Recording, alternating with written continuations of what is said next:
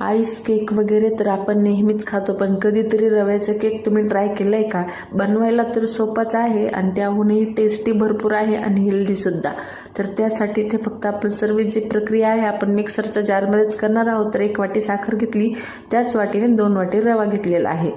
तर हे जे मेजरमेंट आहे परफेक्ट आहे. तर 10 थोडेसे केसरचे धागे घातलेले आहेत, 10 ते 15, आणि छान असे ह्याची जे आहे फाईन पावडर मी काढून घेतलेली आहे. त्यानंतर त्याच वाटीने अर्धी वाटी रिफाइंड ऑइल घातलेलं आहे, त्याच वाटीने 2 वाटी दूध घातलेलं आहे. नॉर्मल टेम्परेचरचं दूध आहे, जे आपल्याकडे सकाळी आपण तापवून ठेवतो ते घेतलं तरी सुद्धा चालेल.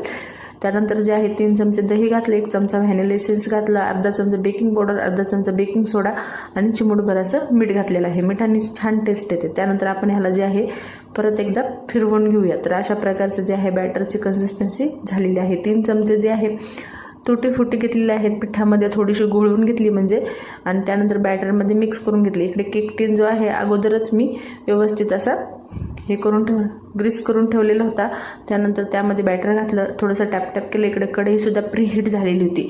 तर कढईमध्ये जो आहे आपला केक टीन ठेवला, त्यावर झाकण ठेवलं आणि छान असं जड काही तर ठेवायचं. म्हणून मी नेहमीच हा बत्ता वापरत आहे.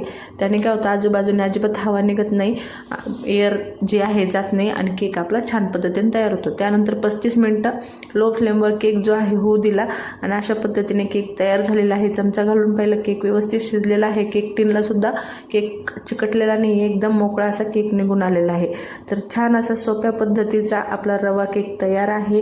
भांडेही अजिबात भांड्याचा पसारा झालेला नाही. सर्व जी प्रक्रिया आहे मिक्सरच्या जारमध्येच केलेली आहे. सविस्तर व्हिडिओ खाली दिलेल्या त्रिकोणी बटनावर क्लिक करून पाहू शकता. रेसिपी आवडली असेल तर लाईक, शेअर, सबस्क्राईब करा, म्हणजे माझ्या रेसिपीचे नोटिफिकेशन जे आहे तुम्हाला मिळत राहतील.